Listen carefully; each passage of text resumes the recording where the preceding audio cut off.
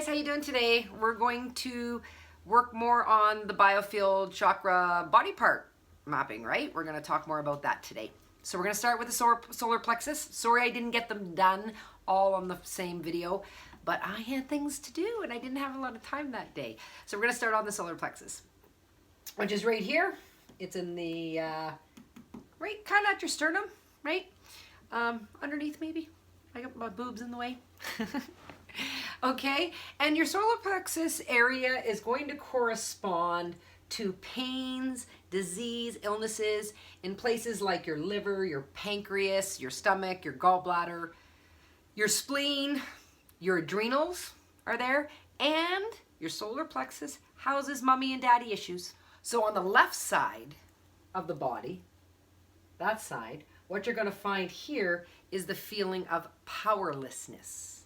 So, you know, when somebody has no confidence, sometimes they're like, I always call them meek as mice. They're just those quiet little mousy people. Okay, that's powerless. So that's coming from the left side. If you have issues on your left side with your solar plexus, it's due to being powerless.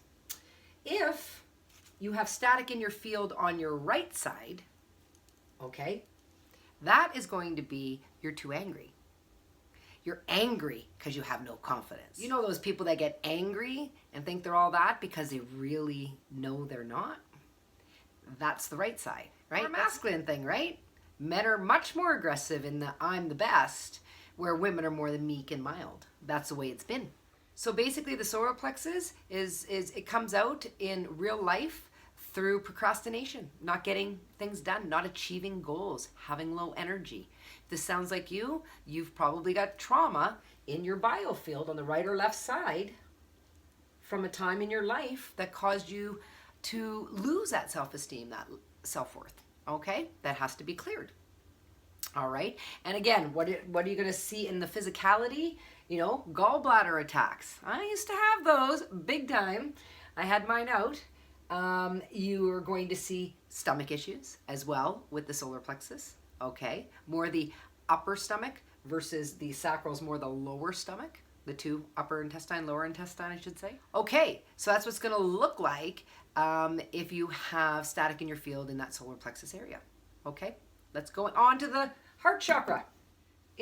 It's all about the heart. It doesn't have any other organs attached, okay? The heart chakra is all about the heart, and it's all about how well do you give love and how well do you receive love, okay? So that's pretty straightforward. Look in your life. You know, how have you done with relationships up until this point? Do you go through them, you know, a lot, or do you keep them from birth, right? What else can you say? How is your relationships with your family? Do you get along with your mom and dad? Do you get along with your children? You know, how are you in relationships? That's really what's going to tell you whether you have issues with your heart or not. Okay? So I have issues with my heart chakra because I'm really good at giving love. I'm not really good at accepting love. So I'm working on that one. Okay? So that's probably because I didn't get a lot as a child, a lot of child trauma, right? So I'm learning to accept love. So yeah, that's pretty straightforward as far as how do you know if your heart chakra and you've got some trauma in the field that relates to giving and receiving love. Relationships. See how they are in your life. If you're honest with yourself, you'll know.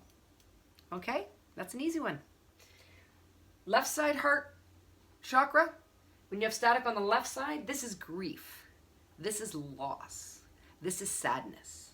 Okay, so if you have static in your field across from your heart chakra on the left side, then you've got grief, loss, sorrow, right, and maternal area. If you have static in your field across from your heart chakra on the right side, okay, you're going to be doing too much for everybody.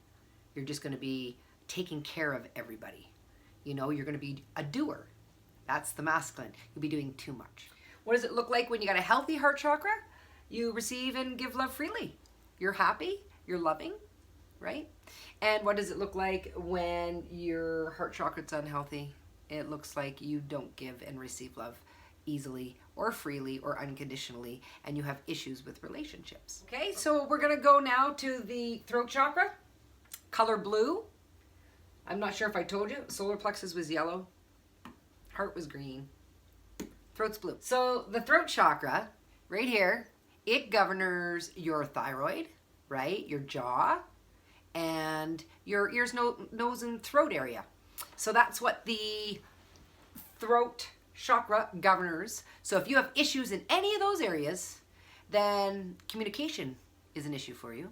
Whether you're an over communicator or an under communicator, or you just don't communicate well with the words you use, you might have some trouble communicating if you have problems in those areas. All right. So if you have issues on the left side in the static field, that's going to be about, you're going to have issues saying what you mean, speaking up for yourself. Okay. On the left side, you'll be like more that mousy person I talked about before. Right? You're going to kind of withdraw and not communicate your feelings on the left side. If you have static in your field on the right side across from your throat chakra, that's more about talking and not being heard. Okay? So that's more my problem. When it comes to the throat chakra, it's more a masculine issue for me. I can talk and not get heard. I'm not a mousy girl. So that's what the throat chakra is all about. Then when we get up to the third eye right here, okay, I guess I could just use me. When we get to that third eye, that's our intuition, that's our imagination, that's our creative center, that's where we see everything, right? Our dream center, whatnot. The third eye governs the brain and the pineal gland, right? The pineal gland, I don't know if you guys know, it's shaped like an acorn. And if you look back in times of antiquity and ancient times, you will see a lot of carvings and maybe not cave paintings, but carvings and paintings that have what looks like an acorn in them. Well, that's your pineal gland.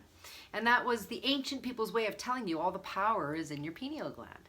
So your pineal gland releases things like DMT and serotonin and melatonin. And I don't think the melatonin comes from there. Sorry. Maybe it does. I shouldn't speak of things I do not know of.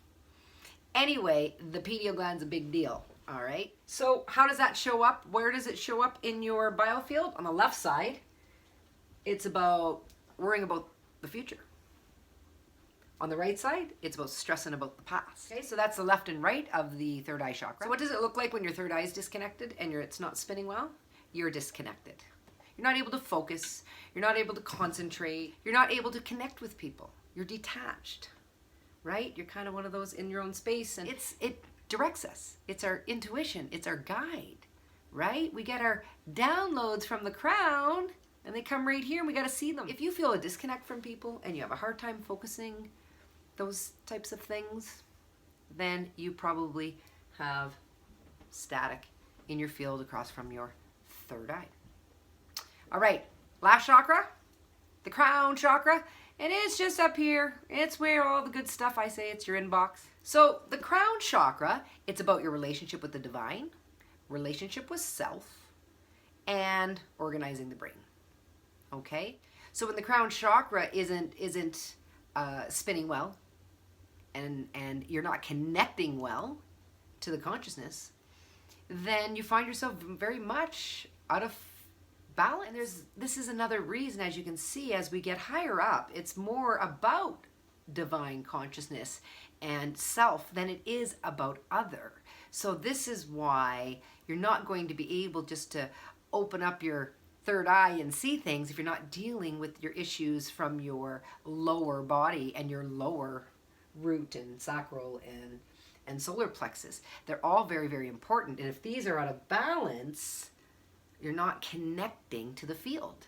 We need to connect to the field consciously. So you want to work on all 7 chakras all the time when you're working on them. And I'm going to show you how to do that coming up. But for now, do your research, do some more reading on the 7 chakra systems, and understand what emotions and things they connect to. It's nice if you have that in the back of your mind at all times. So let's just say you come down with a cold. You wake up one morning and you got a cold, and you can be like, what's in my field, right? What's going on with my throat chakra? What am I not saying? What am I not communicating? Immediately, you can go to that. So that's why you want to learn what these 7 chakra systems do in your body, these nerve plexuses, and the biofield and where things are located, is so that once we get all of our static cleared, then we can work on keeping it cleared And if we don't learn this stuff, then we won't, because we'll just wake up with a cold and go, oh,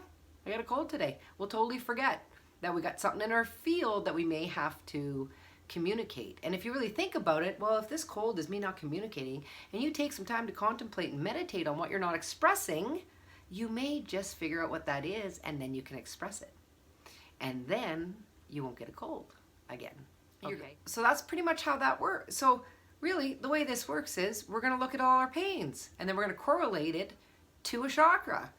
And then we're going to correlate it to a place in the field. Okay, so there you go.